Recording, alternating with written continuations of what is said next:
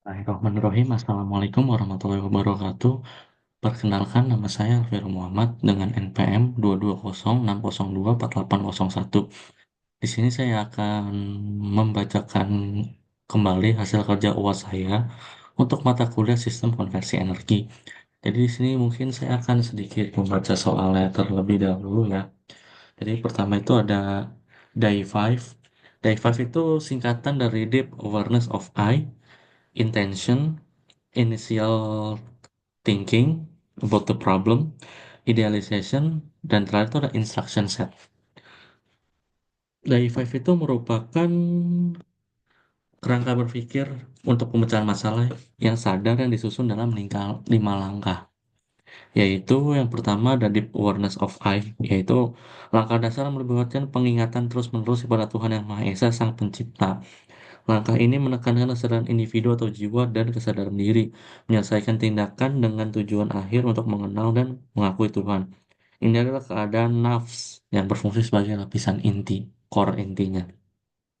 Yang kedua itu ada intention atau niat. Jadi di sini ini adalah keputusan atau tujuan sadar yang mendorong proses. Ini berasal dari hati yang bertindak sebagai perangkat hati yang mengkodekan niat untuk sisa kerangka kerja. Niat memastikan bahwa setiap langkah pemecahan masalah selaras dengan kehendak Sang Pencipta. Initial thinking yang terkait dengan masalah tentang masalah. Langkah ini mencakup analisis mendalam dan pemahaman tentang masalah, memastikan pemahaman yang mendalam tentang sifat dan akar penyebabnya. Idealization. Pada langkah ini, asumsi dibuat untuk menyederhanakan dan memodelkan masalah sambil memastikan bahwa asumsi tersebut dapat diandalkan, realistis dan selaras dengan prinsip-prinsip utama yang diterapkan dalam niat. Yang terakhir adalah instruction set. Ini mencakup prosedur langkah-langkah dan metode iteratif untuk menerapkan solusi dengan niat sadar dan secara terus-menerus membimbing tindakan selama pelaksanaan. Kerangka ini menekankan penyelarasan dengan tujuan yang lebih tinggi dan mengintegrasikan kesadaran teknis dan spiritual. Ini berbeda dari kerangka kerja tradisional karena fokusnya pada niat dan lapisan kesadaran dasar atau nafs. Ini kita akan masuk ke soal-soalnya. Sini saya share dulu. Oke, ini sudah saya share. Jadi sini ada ya tadi sudah dijelaskan. Ini pertama ada soalnya ya. Kita langsung ke jawabannya saja. Nanti sambil saya bacakan juga untuk soalnya.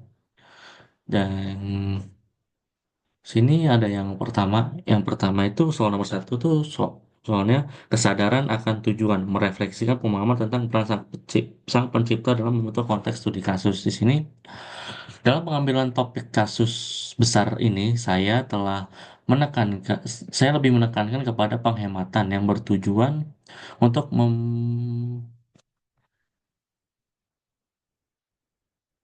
untuk membantu menjaga alam dan lingkungan sekitar sebagai salah satu pesan dari Tuhan bahwa kita sebagai manusia hendaklah memelihara alam dan semesta.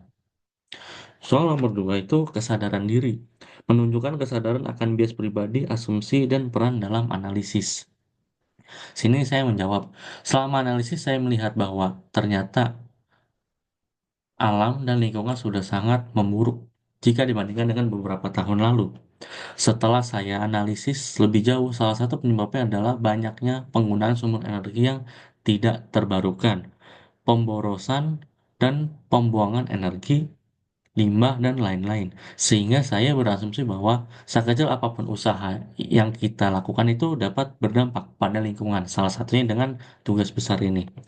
Kita masuk ke soal nomor tiga, yaitu pertimbangan etis mencakup implikasi moral dan etis dalam menangani studi kasus. Sini selama menentukan topik ini saya merasa tergerak dalam setelah melihat alam dan lingkungan. Saya merasa perlu ada perubahan untuk menjaga alam ini. Saya merasa perlu ikut andil untuk perubahan mengurangi kerusakan yang sudah terjadi. Kita masuk ke soal nomor 4, yaitu integrasi CCIT atau cara cerdas ingat Tuhan. Sini menjaga pengingatan kepada Sang Pencipta sepanjang esai. Nah, setiap langkah dalam mengerjakan topik ini, tugas besar ini, saya memiliki niat untuk menciptakan teknologi yang bermanfaat bagi lingkungan dan masyarakat, yang itu merupakan bentuk pengabdian saya atau diri saya kepada Tuhan Yang Maha Esa. Yang kelima itu ada sistem yang yang kelima soalnya itu refleksi kritis atau menunjukkan kedalaman dalam menghubungkan solusi teknis dengan dampak spiritual dan sosial yang lebih luas.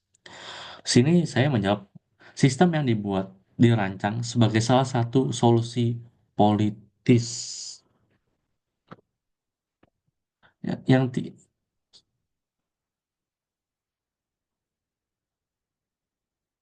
yang tidak hanya memberikan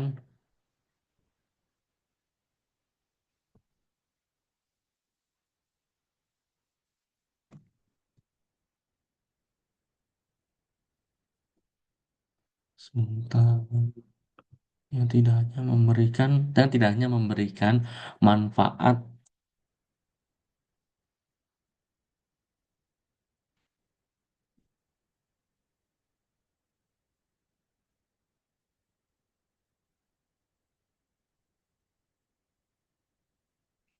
Ini tidak hanya memberikan manfaat teknis, tidak hanya memberikan manfaat teknis, tetapi juga mendukung keberlanjutan ekonomi dan lingkungan secara luas. Ada nomor 6 analisis keberlanjutan kesadaran. Analisis berlanjutan kesadaran atau evidence ya di sini ada.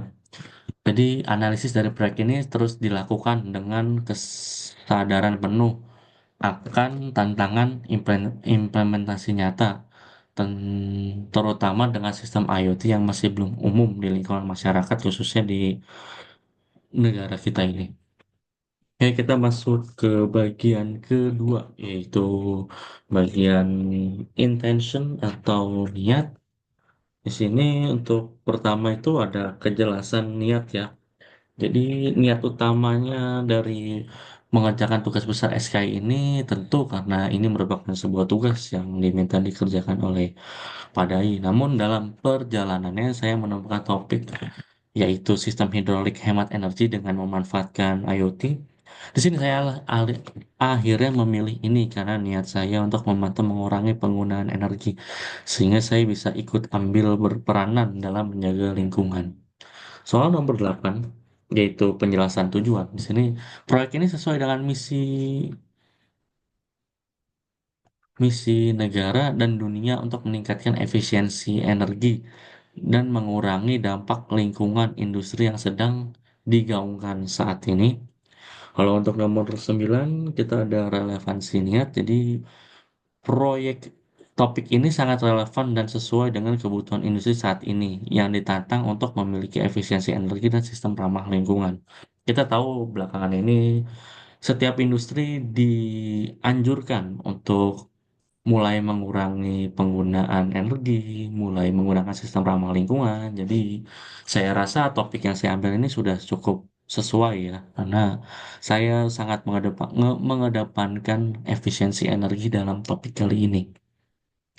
Berikutnya ada fokus keberlanjutan. Jadi topik ini mengusung efisiensi energi, sehingga untuk jangka panjang akan memiliki konsumsi energi yang lebih rendah. Dan karena ada sistem IoT ini, bisa meningkatkan umur sistem. Kenapa sistem IoT ini bisa meningkatkan umur sistem? Karena dengan sistem IoT ini, kita bisa melakukan pemantauan secara real time, secara langsung. Ketika alat itu ada suatu anomali sekecil apapun, kita bisa langsung mendeteksinya dan jika perlu diganti atau diperbaiki kita bisa langsung memperbaiki saat itu juga, jadi tidak memerlukan waktu untuk sampai rusak yang akhirnya umur alat tersebut jadi lebih pendek tentunya. Kita masuk nomor 11 yaitu fokus pada kualitas. Pada topik ini saya melakukan sedikit simulasi yang menghasilkan efisiensi hingga 18% sehingga dibutuhkan pengujian dan analisis lebih lanjut untuk menghasilkan hasil yang reliable, akurat, dan presisi. Ya, saya mengakui kalau ha- hasil kerja saya ini masih jauh jauh dari kata sempurna, masih kurang banget. terutama untuk simulasinya. Jadi saya juga belum bisa memastikan tingkat reliability-nya, akurasinya dan presisinya terutama untuk bentuk model nyatanya ya. Kita masuk ke bagian 3 yaitu initial thinking. Kita masuk ke nomor 12 yaitu pemahaman masalah. Permasalahan utama adalah pemborosan dan pembuangan energi yang tidak digunakan secara cuma-cuma karena pada sistem hidrolik konvensional memiliki tekanan konstan. Jadi penggunaannya itu energinya konstan karena dia tidak menyesuaikan dengan beban. Mau bebannya itu ringan atau berat itu yang digunakan energinya sama saja. Selain itu, sistem IoT ini membantu memprediksi atau mengetahui lebih awal jika ada bagian yang rusak karena bisa dipantau secara real time seperti yang sudah saya jelaskan sebelumnya. Masuk ke nomor 13 yaitu kesadaran pemangku kepentingan. Bagi pemangku kepentingan, solusi ini bisa menjadi solusi jangka pendek menengah untuk penghematan energi di industri yang bergantung pada sistem hidrolik. Kita tahu di industri itu sistem hidrolik ini lumayan dipakai, banyak dipakai, umum dipakai. Karena permasalahan ini dengan bantuan sistem IoT ini saya rasa bagi pemangku-pemangku kepentingan, pejabat-pejabat di sana ini bisa menjadi solusi jangka pendek dan menengah untuk memantau efisiensi energi. Kita ke soal 14 yaitu analisis kontekstual. Sistem ini dikembangkan dengan melihat dunia industri yang diharuskan memiliki teknologi yang efisien dan bisa mengurangi dampak sekitar, sehingga solusi ini hadir di tengah kebutuhan industri. Masuk nomor 15 yaitu analisa akar masalah. Akar masalahnya adalah adanya pemborosan energi pada sistem hidrolik sederhana karena tekanan yang digunakan selalu konstan tanpa memperhitungkan beban yang diangkat. Itu seperti yang sudah saya jelaskan sebelumnya. Analisis, ada relevansinya di sini relevansi analisis yaitu dengan zaman yang semakin canggih dan penggunaan IoT yang sudah semakin meluas, kita sudah banyak sistem IoT sudah digunakan dalam smart home, lampu-lampu, elektronik. Jadi kami memikirkan bahwa pendekatan dengan IoT ini bisa menjadi salah satu solusi yang relevan dan efektif karena bisa mengatasi masalah dengan pemantauan secara real time. Jadi saya melihat belakangan ini penggunaan sistem IoT ini sudah makin meluas, baik skala rumahan, industri, rumah tangga. Jadi untuk itu saya merasa sistem ini akan sangat membantu dan sangat relevan dan juga efektif karena bisa memantau secara real time. 17 yaitu penggunaan data dan bukti. Saya menggunakan sumber-sumber dari jurnal dan data-data dari berbagai jurnal tentunya dan juga kita melakukan sedikit simulasi dan pengujian dengan MATLAB dan di sini menunjukkan adanya efisiensi energi ya. Sini ada grafik yang dihasilkan. Ini misalnya ada beban yang diangkat dan ini ada jumlah energi yang diperlukan. Ini menggunakan sistem IoT dan ini yang tanpa menggunakan sistem IoT, kita bisa melihat ada sedikit penghematan ya, penggunaan energi dan ini cukup lumayan, terutama penggunaan beban yang lebih kecil ya, karena kita tahu sistem yang konvensional itu sangat statis, sangat penggunaan energinya konstan segitu saja. Jadi untuk beban yang lebih ringan ini akan jauh lebih hemat jika menggunakan sistem IoT. Kita masuk ke nomor idealization. Jadi kita masuk ke nomor ini ya karena ternyata saya lupa menjawab untuk soal ini. Ini kejelasan asumsi ya. Jadi asumsinya itu sistem IoT ini bisa memantau tekanan dan aliran secara real time tanpa latensi signifikan. Kita juga menggunakan sedikit asumsi untuk tekanan dan ya banyak asumsi yang kita lakukan dan nanti di bawah ini ada tekanan, ada efisiensi, ada hitung-hitungan juga yang kita lakukan untuk pengerjaan tugas ini. Kita masuk ke nomor 19 yaitu kreativitas dan inovasi. Adanya integrasi IoT ini merupakan salah satu inovasi yang mengatasi masalah konvensional. Dan selain itu, saya pikir ini juga termasuk bagian dari kreativitas karena tidak banyak yang bisa memikirkan sistem dengan IoT ini. Padahal di zaman sekarang ini sistem IoT sudah semakin meluas penggunaannya. Realisme fisik nomor 20 ini ada rumus yang tidak tadi kita asumsikan, memang rumusnya hanya sedikit karena hanya tekanan dan efisiensi karena memang itu yang kita cari. Berikutnya ada penyelarasan dengan niat. Solusi ini jelas selaras dengan niat awal untuk mengurangi dan menghemat penggunaan energi yang ada seperti yang sudah dijelaskan sebelumnya. Grafiknya juga sudah ada menunjukkan adanya efisiensi energi dari penggunaan apa namanya hidrolik ini. Berikutnya ada skalabilitas dan adaptabilitas. Sistem ini seharusnya bisa digunakan di berbagai jenis hidrolik sesuai dengan skala-skalanya, ya tentu dengan sedikit modifikasi agar memenuhi kebutuhan. Saya pikir untuk penggunaannya bisa di mana saja dari skala industri yang besar sampai skala industri yang kecil. Karena ini hanya mengintegrasikan dengan sistem IoT. Tapi ya tentu akan ada modifikasi-modifikasi dikit untuk menyesuaikan dengan kebutuhan yang diperlukan. Terakhir dari idealization itu ada kesederhanaan dan elegansi. Desain dari sistem ini cukup sederhana karena hanya memerlukan sistem hidrolik konvensional yang biasa kita lihat, tapi ditambah dengan sensor tekanan, katup kontrol, dan integrasi IoT yang diperlukan untuk pengontrolan penggunaan energi serta pemantauan secara real time. Untuk elegansinya, kita bisa melihat, kita bisa memantau sistem secara real time dan mengatur dengan cepat jika terjadi anomali pada sistem. Dan ini bisa dibilang elegan dan keren ya. Jadi kayak kita bisa melihat suatu hidrolik yang bisa kita pantau secara langsung dan bahkan kita bisa mengetahui jika ada sesuatu yang salah dari sistem tersebut. Kita mulai masuk ke bagian terakhir yaitu instruction set.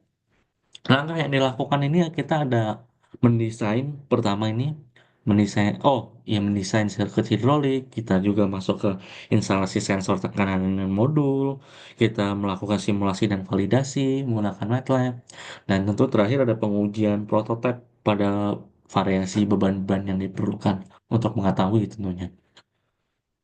Berikutnya kita masuk ke kelengkapan, yaitu proses yang dilakukan sudah melalui semua tahap untuk mendapatkan solusi mulai dari kerangka berpikir, penentuan topik, mendesain, simulasi, melakukan pengujian, sampai memvalidasi sistem agar sesuai untuk digunakan. Berikutnya ada interpretasi fisik. Ini ada contoh perhitungan singkat, ya sangat simpel sekali sebenarnya. Karena ini hanya ada P, Q, delta P, seperti rumus yang ada di sini, yang kita dengan angka konsumsi didapatkan daya sebesar 500 watt. Ini kondisi tertentu yang membutuhkan daya hingga 500 watt yang kita asumsikan. Sebelumnya, kita masuk ke minimalisir kesalahan. Dengan adanya simulasi, pengujian dan validasi sistem dilakukan untuk memastikan sistem bekerja sesuai dengan keinginan tanpa ada error atau masalah. Selain itu, hal tersebut dilakukan untuk mengetahui dengan pasti efisiensinya.